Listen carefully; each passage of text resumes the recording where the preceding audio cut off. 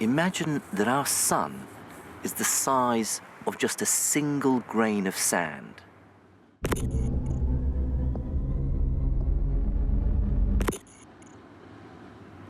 Now, our sun is just one of a multitude of stars. It's surrounded by over 200 billion of them in our own Milky Way galaxy alone. Our sun is just a speck in the vast beach of stars. But the Milky Way galaxy is in itself just one of 100 billion galaxies scattered throughout the cosmos.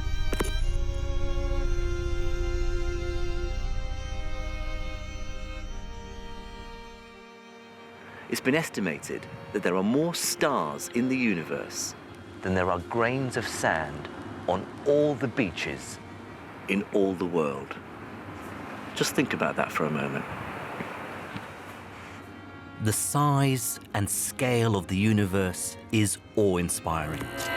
But as a scientist, what I find so remarkable is that the human race has managed to deduce so much about what it looks like. Let me try and put this achievement into context.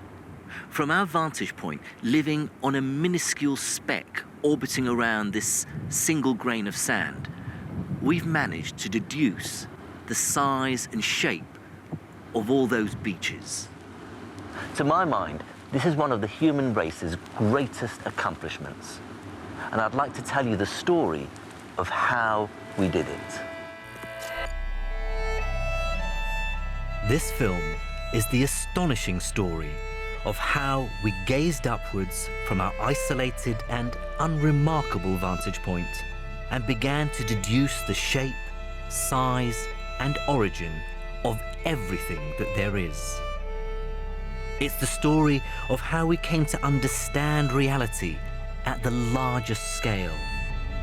It's the story of everything.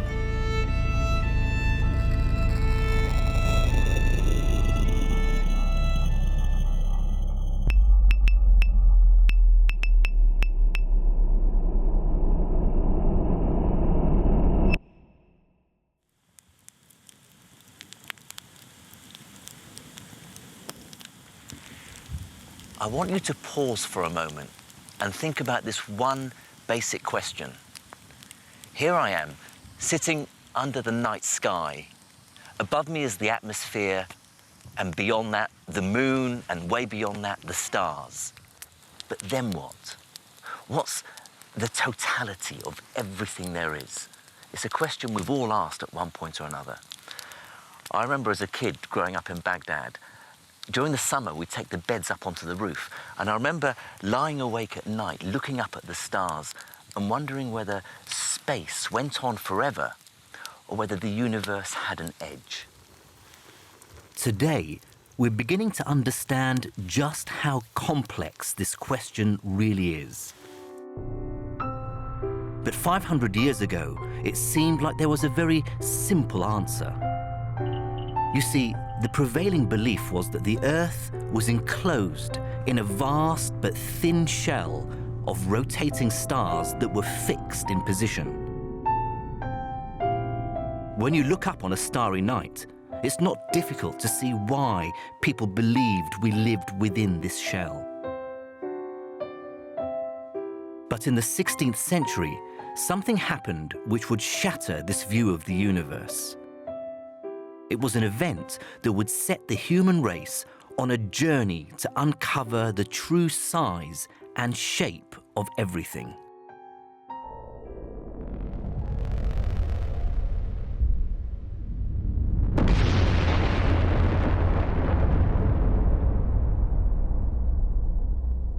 This is a Type 1a supernova, an exploding star.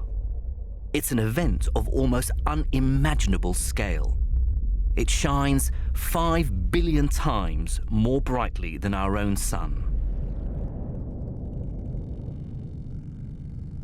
In 1572, a supernova like this would have become visible on planet Earth.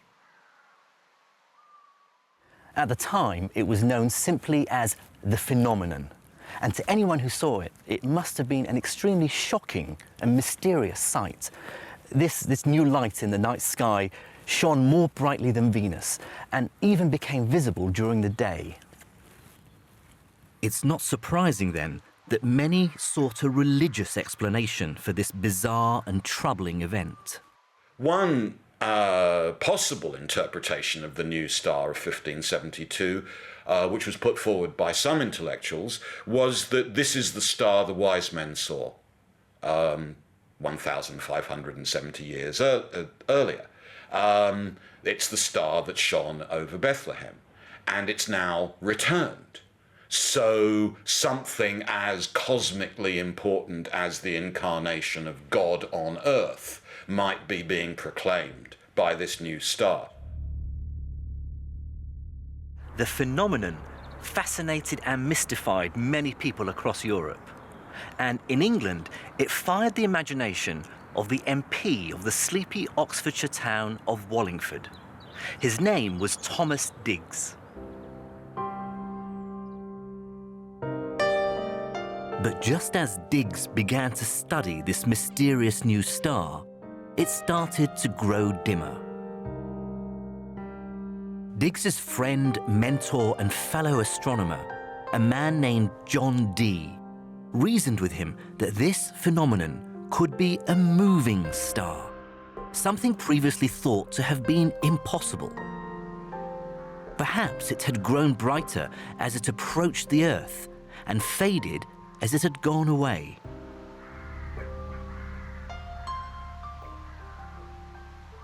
Now, although this theory was wrong, it got Digges thinking about the true nature of the stars that surround the Earth. It began to seem very unlikely that they were all arranged in a vast, thin shell. Maybe this apparent shell was just an illusion. It would take Thomas Digges another 4 years before he published his strange idea. And when he did, it was in the form of a simple diagram, added to a translation of the works of Nicholas Copernicus, the man who'd first argued that the sun was at the center of the universe. Have a look at this. On this side is Copernicus's model. Absolutely revolutionary. He has the sun at the center with the Earth in orbit around it, along with the other planets. And then the outermost shell is that of the fixed stars, the stellarum fixarum. On this side is Digges's diagram, included in the English translation. Exactly the same, but he's taken Copernicus's stars out of their fixed shell and scattered them out into endless space. Digges's diagram was describing a radical new picture of the cosmos. One where the stars in the night sky now existed in an infinite space.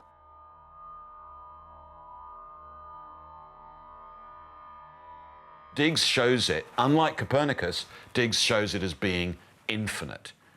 This is a sphere, he says, of the stars fixed infinitely up. And that is a moment when perhaps Europeans start to think of the world as unbounded, as infinite, as a world without end. Digges's new picture of the universe was revolutionary. Previously, we'd been contained within a small shell of stars. Now, we were suspended within an infinite static universe. But this picture of everything produced a strange paradox. If this infinite universe contained an infinite number of stars, then why was it dark at night? In the traditional, old-fashioned view of the universe was infinite and static. It was very soon recognized that a static, infinite universe was ridiculous. And that is because in such a universe, there would be an infinite number of stars, And every line of sight from us would intercept one of these stars. The universe, a static infinite universe, could not be dark. It should be glowing as bright as the sun. And we know that's not our universe. Our universe, the night sky is dark.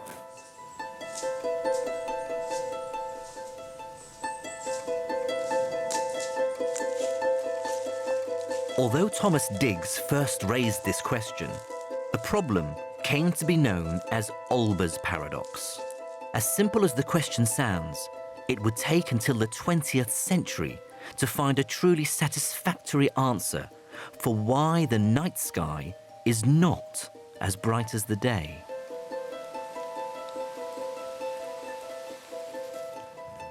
Solving Olbers' paradox would require many great scientists who weren't afraid to think differently, radically differently.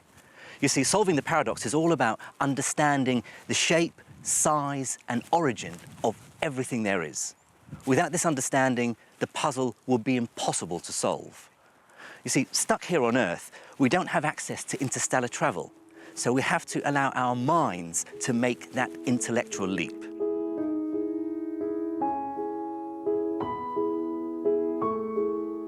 By simply looking up, Diggs and his contemporaries had begun a scientific journey to understand what everything might actually look like. But for 200 years after Thomas Diggs's insight, little progress was made in understanding the most distant reaches of the cosmos. At the end of the 18th century, however, all that would change. Until the end of the 1700s, everything that lies outside the solar system is, for astronomers, pretty uninteresting. Astronomy until then was the science of our system, of the Earth and the planets, satellites and comets. And the stars were a kind of glorified and rather interesting backdrop. This changes around 1800.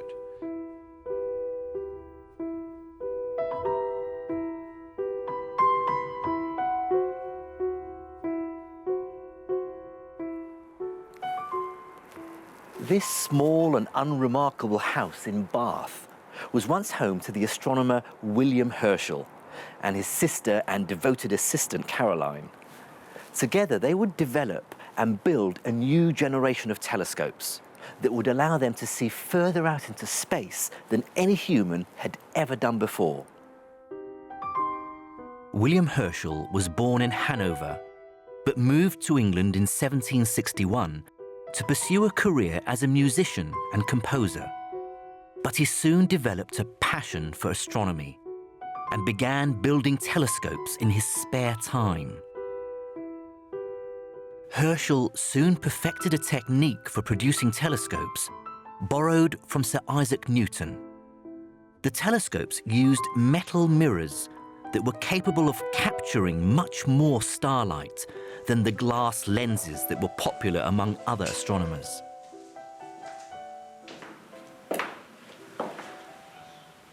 This tiny room at the back of Herschel's house used to be his workshop. It was here that he'd smelt various metals together in the furnace to make the reflecting mirrors for his telescopes.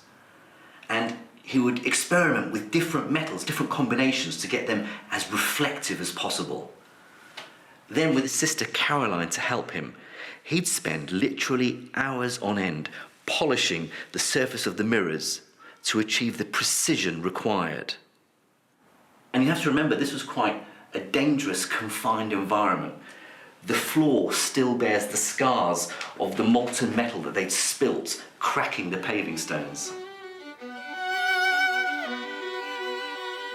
With his powerful telescopes, Herschel and his sister Caroline would scour the heavens night after night, cataloguing the stars. The universe they were seeing was revealing itself to be one of dynamic complexity, a universe of natural organic motion, a place of endless wonder. Herschel's revolutionary telescope design made him famous.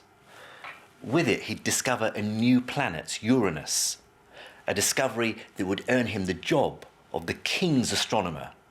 Now, this new role gave him the time and resources to start a much grander task, to try and map all the stars in the universe in an attempt to draw a picture of everything. In 1785, Herschel published this remarkable image.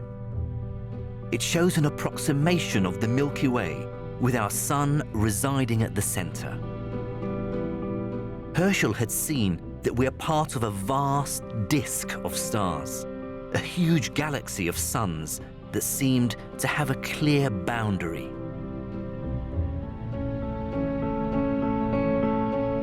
It appeared as though Herschel's craftsmanship had actually allowed him to see to the edge of everything.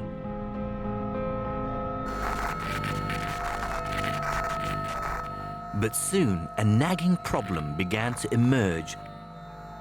Dotted around the sky, Herschel and others had been observing strange, cloud-like objects known as nebulae. Some of these nebulae seemed to have distinctive form and complex structure. Some astronomers began to suggest a radical idea. Perhaps the Milky Way wasn't everything that there was.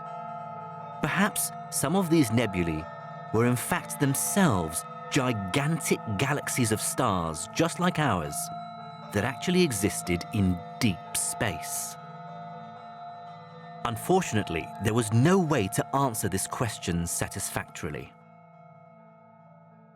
The problem was that for all Herschel's great technological achievements, and for all those long, cold nights that he spent with Caroline outside, gazing painstakingly at the heavens, there was one problem they couldn't solve. They had no way of accurately measuring distances in outer space. It wouldn't be until after Herschel's death that a cunning method was developed to measure the distances to objects deep into space. The technique was known as stellar parallax. If you look at an object like your finger from two vantage points, it will shift in your frame of reference. By observing how much it shifts, you can calculate how far away it is. My finger is moving a lot more between each frame than the building that's behind it.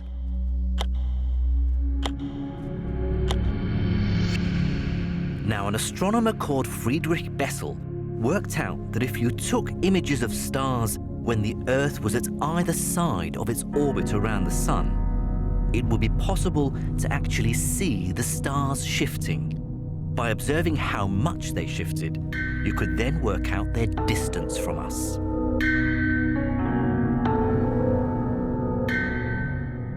Bessel calculated that the relatively close star 61 Cygni must be some 100 trillion kilometers away.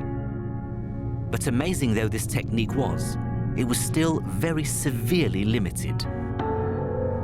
The diameter of the Earth's orbit is 300 million kilometers. This means the parallax method can only measure objects out to about 300 trillion kilometers, only a tiny fraction of the size of the Milky Way.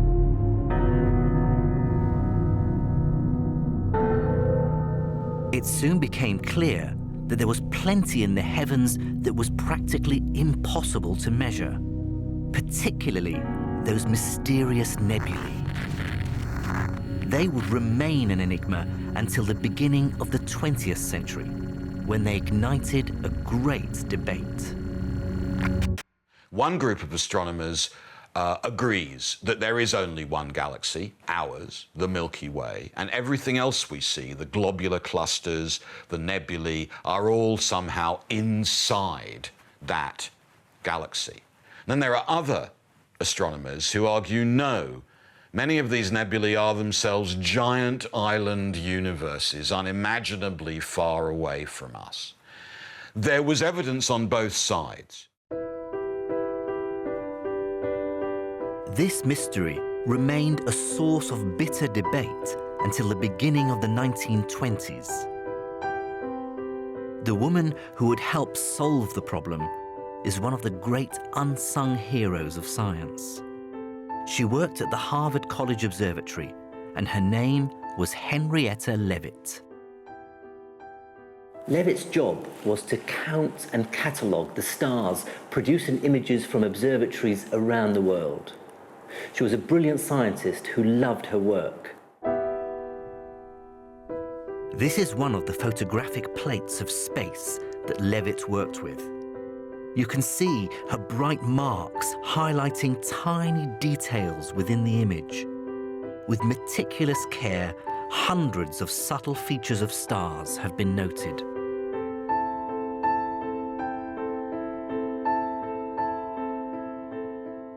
It was this ability that would help her come up with an ingenious idea, one that would help unravel the true size of the universe. The idea rested on finding an objective way of defining the true brightness of a star. Leavitt became fascinated by a type of star known as a Cepheid variable, which pulses in the night sky. Her breakthrough was discovering that their brightness was precisely related to the speed they blinked. Let me explain. These two stars are blinking at the same rate, which means they should be exactly the same brightness. If one star appears dimmer, you can then calculate how much further away it is than the brighter one. Leavitt's method meant that she knew the true brightness of the Cepheid variables. She'd found a method to measure the distance to stars that lay far beyond the reaches of parallax. But without access to a telescope, she could go no further with her work. She was forbidden from working in the supremely male-dominated world of the observatory. But her discovery now gave astronomers a tool to measure the distances to the mysterious nebulae. The idea that our Milky Way might contain everything that existed was about to crumble. The scale of the universe is really only understood amazingly recently.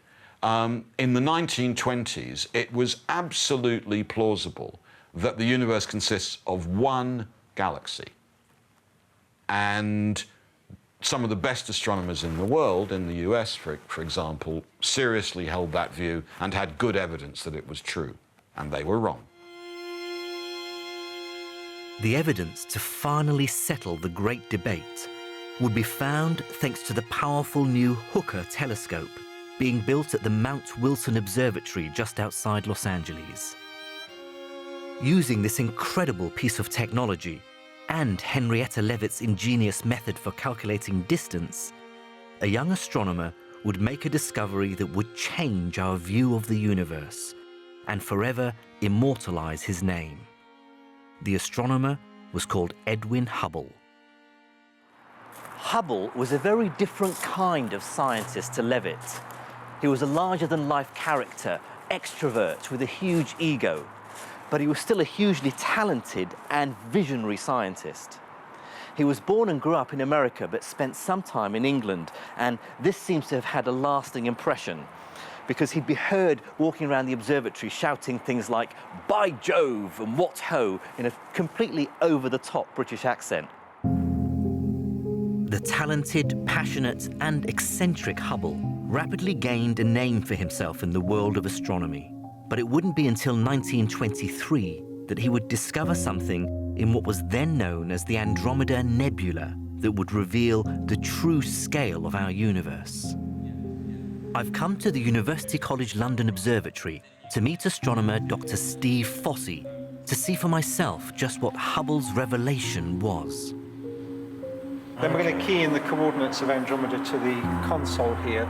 So 0 hours, 43 minutes. For Hubble and his assistant, Milton Hummerson, studying Andromeda was a long and painstaking process. But today, we can quickly locate and photograph it in great detail.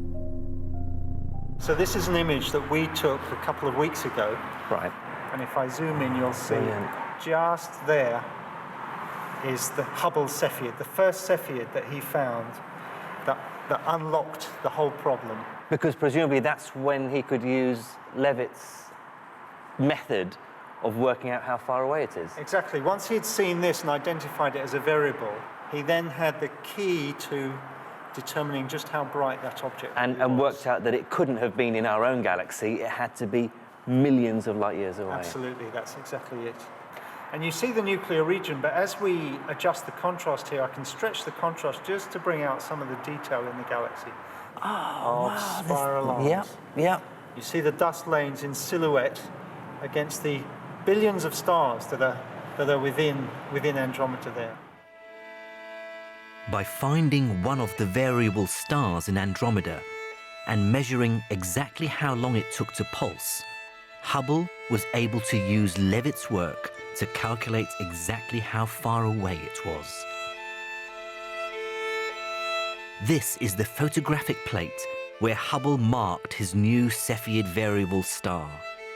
Using it, he calculated that Andromeda was many, many times more distant than the furthest reaches of the Milky Way. Andromeda was indeed an island universe, a vast galaxy of stars. We now know that Andromeda is over 2.5 million light-years away. This means that the light that reaches us from Andromeda today left on its journey before modern humans had evolved. That's our neighbour. That's our neighbour, that's our nearest large galactic neighbour. I have to remember that what I'm looking at here is the real thing. These are photons that have travelled millions of years to reach my eye. Exactly. These are photons directly from Andromeda that are arriving in my eye.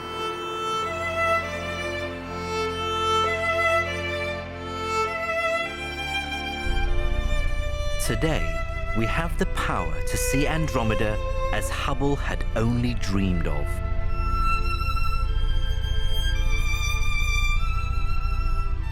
We now estimate that Andromeda contains over 1 trillion stars.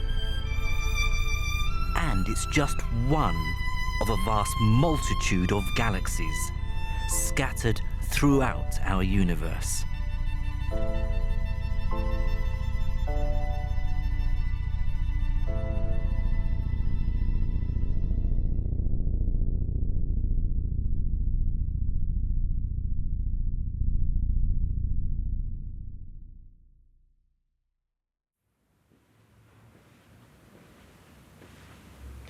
In 1923, the universe had been the size of the Milky Way.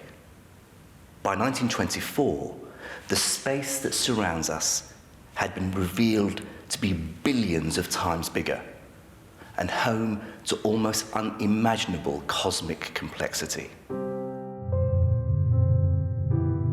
Hubble had shown that there are a multitude of galaxies outside of our own, and had pushed back the boundaries of the universe. But he'd not seen an edge of space. He had not seen everything. There was still no clue as to how big our universe was, or even what shape it might be. To understand the strange truth about everything would require more than just observations. It would require mathematics. A powerful new type of mathematics that will be able to describe the bizarre properties of space itself. When you're trying to understand the universe, it's easy to think what you do is you make lots and lots of observations, you see what's there, and then you fit it all together into your grand picture. But the problem is, unless you have some sort of idea what the picture should be, you don't know what observations to make, you don't know what's significant. And throughout the history of science, every so often someone has to come up with a new mathematical idea. The new mathematical ideas about space were so weird, so far removed from common sense, that it would take over 2,000 years and the genius of Albert Einstein to formulate them. But when they were ready, these strange new types of mathematics would lead to a revolution in our understanding of the space that surrounds us.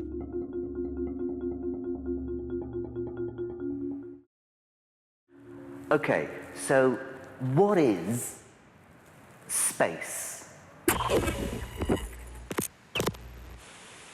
We think we know the answer to this. I can talk about this room being spacious. There's a lot of space in here, or a confined space. There's not enough volume, not enough space. But does space only exist when there's stuff in it? Does space only have a meaning when it's enclosed by walls?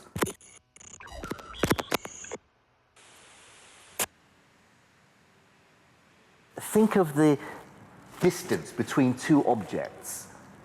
Does that gap still exist if you take the objects away? What meaning can we give to distance if it doesn't have a start and end point?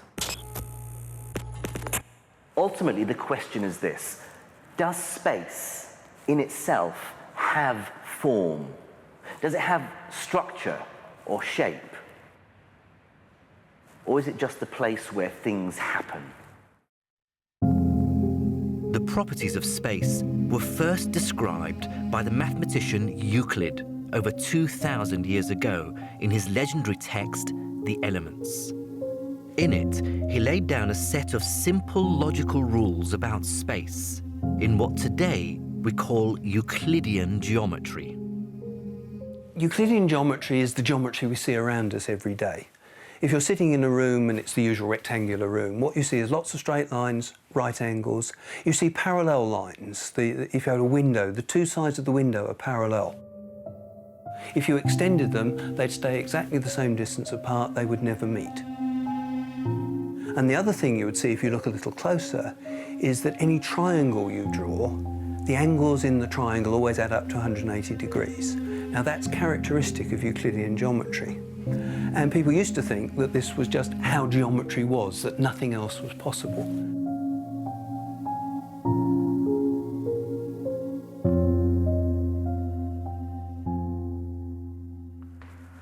For Euclid himself, and for almost all mathematicians for the next 2,000 years, these rules weren't just true mathematically. They were also true statements about physical reality itself. So they thought that two parallel lines would remain parallel forever, that a triangle in real space would always have angles adding up to 180 degrees. But, weird as though this might sound, it's not actually always true. Almost 250 years ago, in a small town in northern Germany, a mathematician was born who had the ability and originality to start to unravel Euclid's geometry and begin to change our ideas about space. His name was Carl Friedrich Gauss. Gauss tackled many great problems in his career, but from a young age, he began to speculate that the rules of Euclid may not be as absolute as everyone had assumed. Specifically, Gauss began to see that in curved spaces, other types of geometry could exist, with different rules to Euclid's. For example, on the surface of a sphere, the angles of a triangle can add up to more than 180 degrees.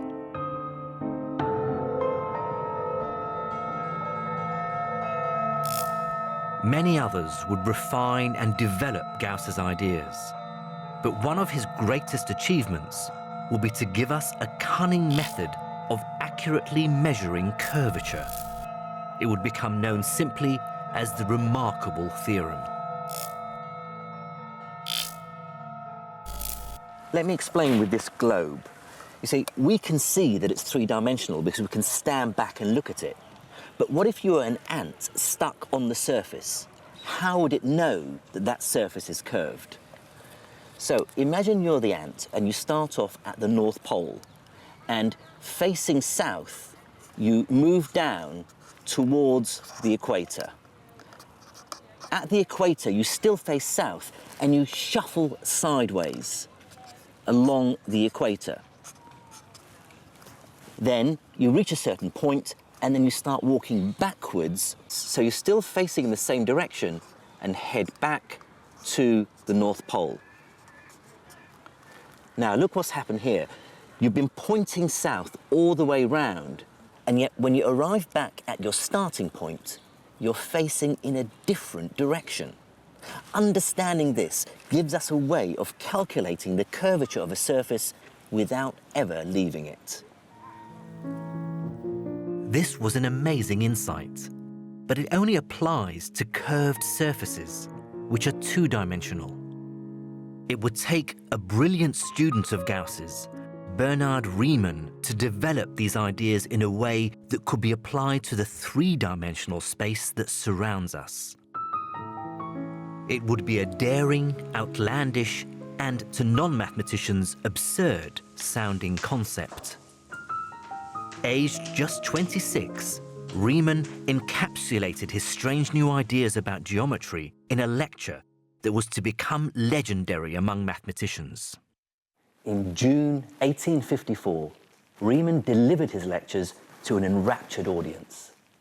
In them, he detailed how he'd taken Gauss's ideas on curved surfaces and generalized them, so that they applied not only to curved two-dimensional surfaces, but the curvature of space in any dimension.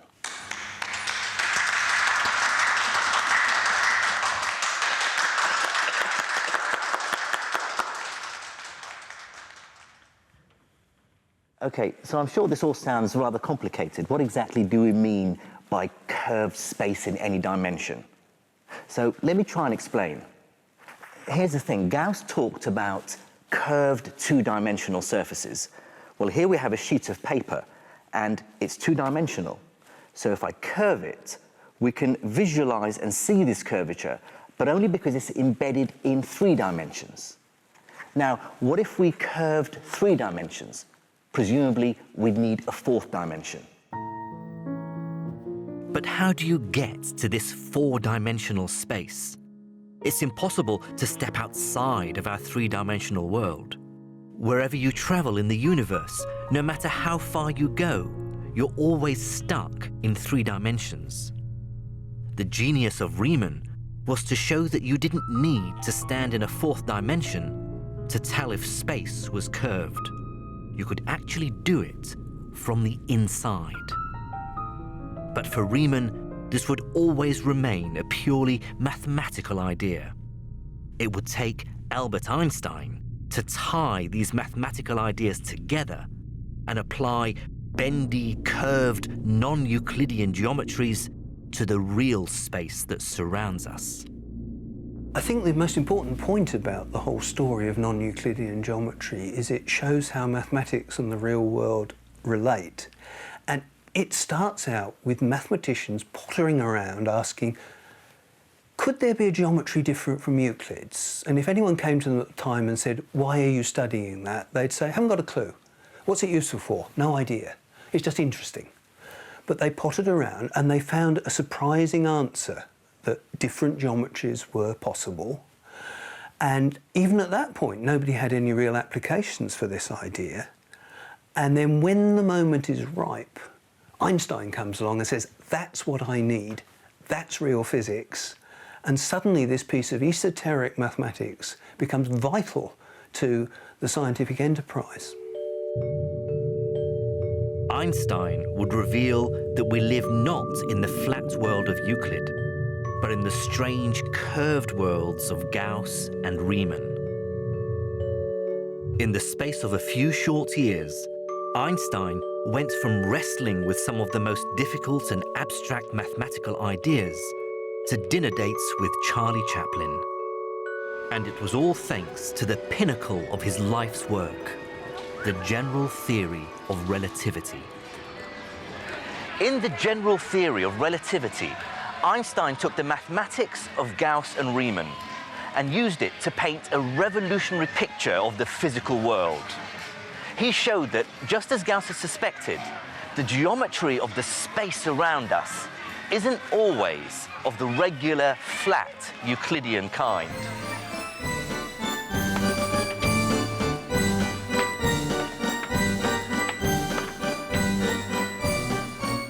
But if space is bent and warped all around us, surely we must be able to observe that this is the case. Well, we do, just not in the way you might expect. This was Einstein's major insight. He showed that it was the ability for space to bend and warp, for it to be flexible and change its geometry, that gives rise to the force we call gravity. Right. Now, since Newton's time, gravity was thought to be a force that pulls all objects together. So if I drop this apple, it's as though there's an invisible rubber band that's pulling it down towards the Earth. But Einstein's general theory of relativity gives us a completely different picture and a totally new perspective. So, although gravity appears to be a force, it's nothing more than the curvature of space itself. When an object falls, it's not being pulled by gravity at all. It's just following the simplest path through bent space. But the equations of general relativity didn't end there. They revealed that it was the presence of mass that caused space to curve and distort. The reason we have gravity on Earth is because the Earth is actually bending the space around it. In Einsteinian theory of the universe, space becomes a dynamic entity that reacts to its contents. Space knows about the presence of gravitating bodies and responds to their presence by changing its geometry in really interesting ways. So what was in the 16th, 17th, 18th, 19th century a very boring, still object, suddenly in Einsteinian theory, it becomes a dynamic, almost a live body. Einstein's theory revealed that space itself, the entire universe, everything, wasn't just unimaginably large. It also had a shape and structure. It was malleable. Everything could be bent and warped.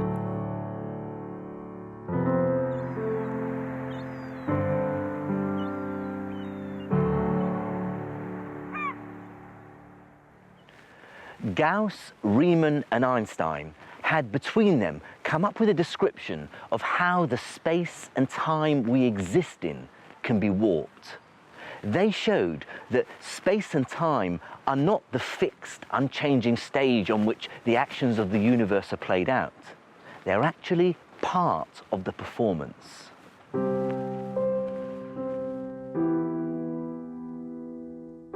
It was soon realized that because the general theory of relativity applied to everything, it gave physicists a way of being able to step outside the universe and imagine how it might be behaving in its entirety. And when they did this, they saw something that was extremely disturbing. The equations were giving a description of the universe that seemed ridiculous. They were describing something that was actually expanding.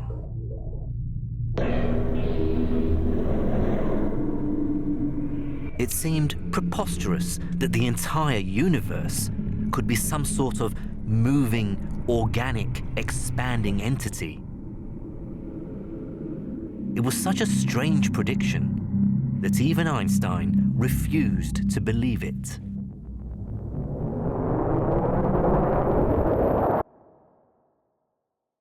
Einstein had overturned common sense notions of space and time held by humans over thousands of years.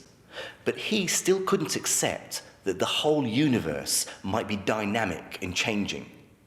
In fact, he was so convinced that it was static that he was prepared to modify his original equations by adding an extra term called the cosmological constant that would stabilize the universe.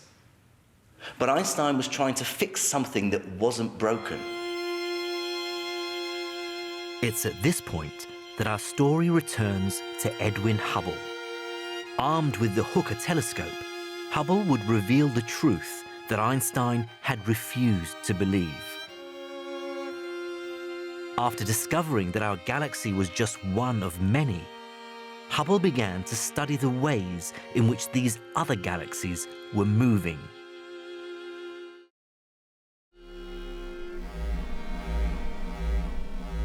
Hubble knew that as a light source approaches us, the light wave would become compressed and appear blue. If an object was receding, the light waves would become stretched out and appear red.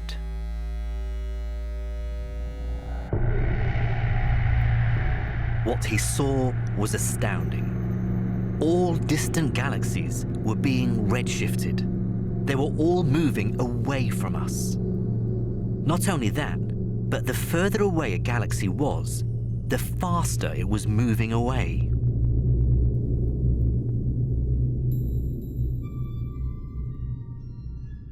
Hubble's observations and Einstein's general theory of relativity were in agreement. But, and this is the crucial point here, it's not that the galaxies are flying away from each other through space, but rather that the fabric of space itself, in between the galaxies, is expanding. So the universe in its entirety is getting bigger. This is what Hubble and Einstein's work revealed.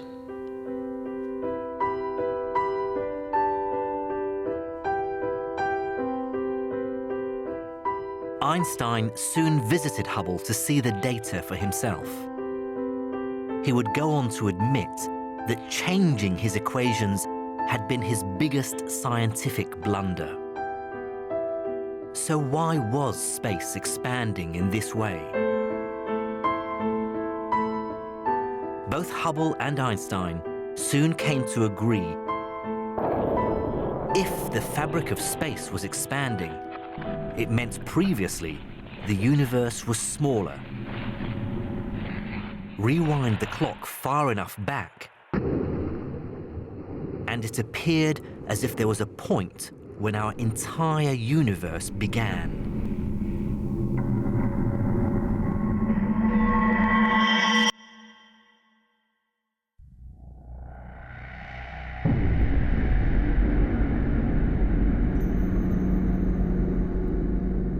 The data were pointing towards a moment of creation.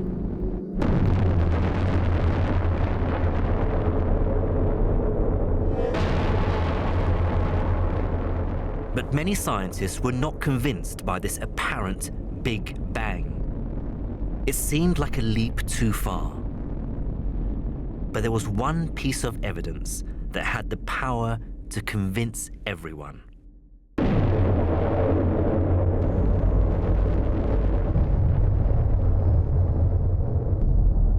It seemed that if the Big Bang had happened, then some time after the instant of creation, a flash of light should have been emitted throughout the universe.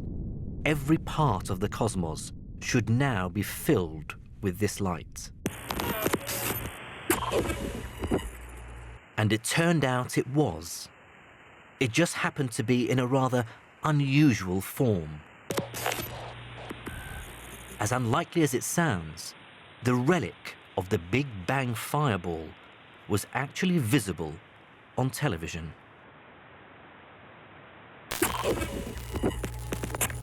Let me explain how this is possible. Imagine this balloon is our universe. Here it is, just a few 100,000 years old. At this point, something very strange happens, because the universe suddenly becomes transparent to visible light as atoms form. It's as though a fog has lifted, and light is suddenly able to travel freely through the universe.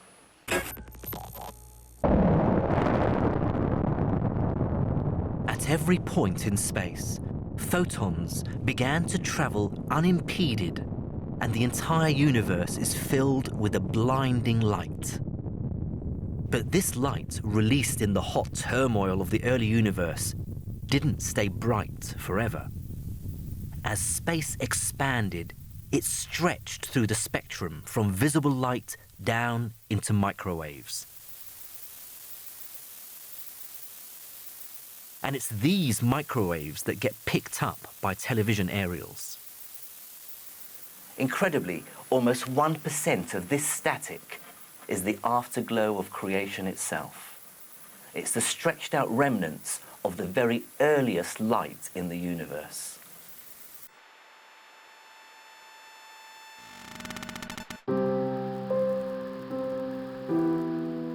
Today, with satellites, it's become possible to make an incredibly precise map of the universe at the moment it became light.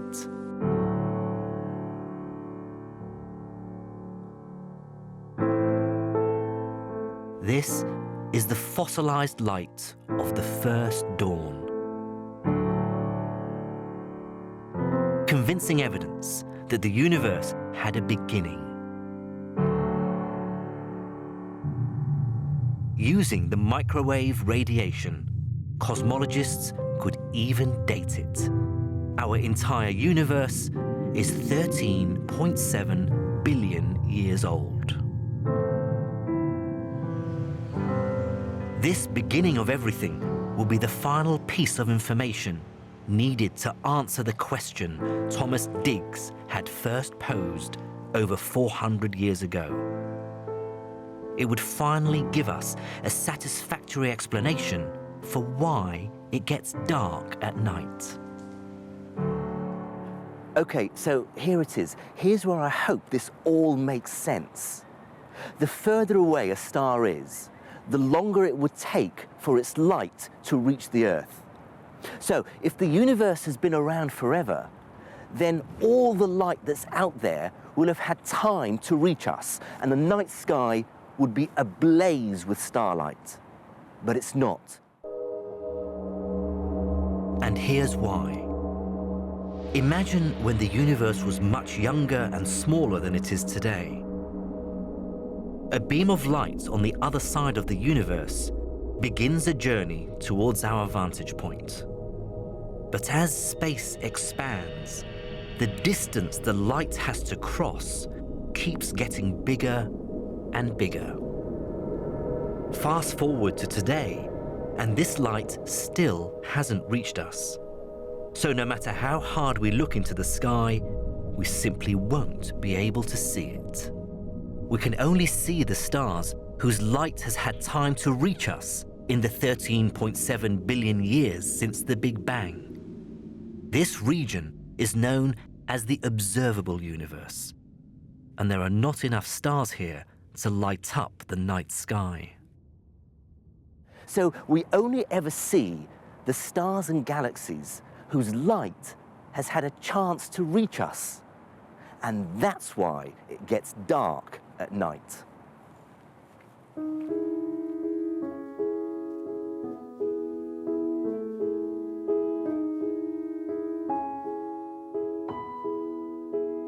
The simplest of facts that we take for granted, that the sky at night is dark, is in fact incredibly profound. It took 200 years of theorizing, of thinking. It took the development of general relativity before we could understand why the sky at night is dark.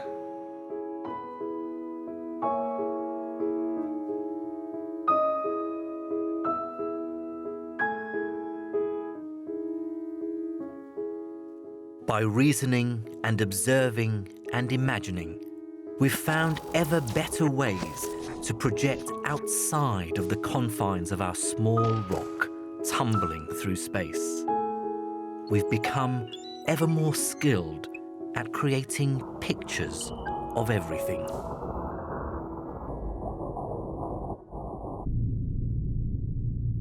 This is a computer simulation of the universe in its infancy. Using it, we can see how the force of gravity has shaped the universe over billions of years. The brightest white and yellow regions in this image show where galaxies and clusters of galaxies form. You can see how, as the universe evolves, a strange and hidden structure begins to emerge.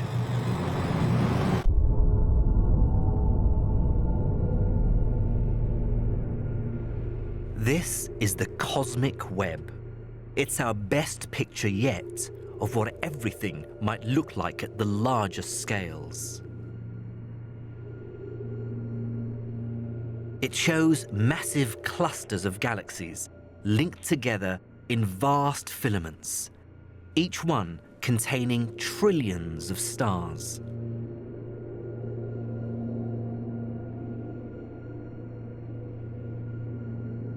Its scale is sometimes difficult to appreciate, but it would take light almost 10 billion years to cross the distance in this image.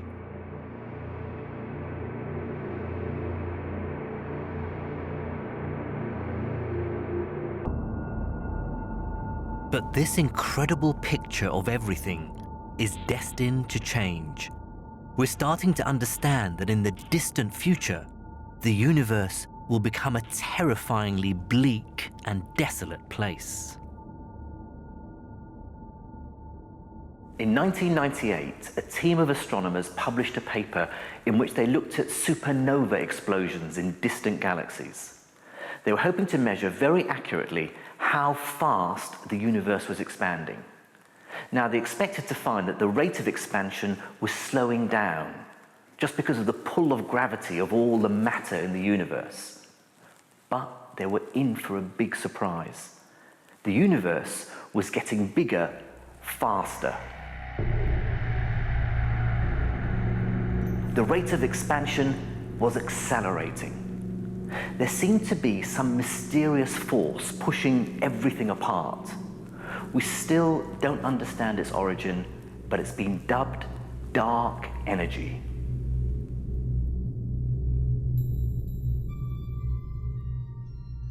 There's one fascinating yet disturbing consequence of this. If the expansion of the universe continues to accelerate, then our visible universe will begin to empty. Let me explain. Imagine I'm in a distant galaxy that you can see from Earth. Now, as the space between us stretches, there'll come a time in the future when it's expanding so rapidly that light can't outrun it, and the galaxy will disappear from view. What this means is that far into the future, some 100 billion years from now, if intelligent life forms still exist in our galaxy, they'll look out into space and see only the stars in our own Milky Way. All the other galaxies will have disappeared, and they'll be alone in a vast, dark, empty expanse.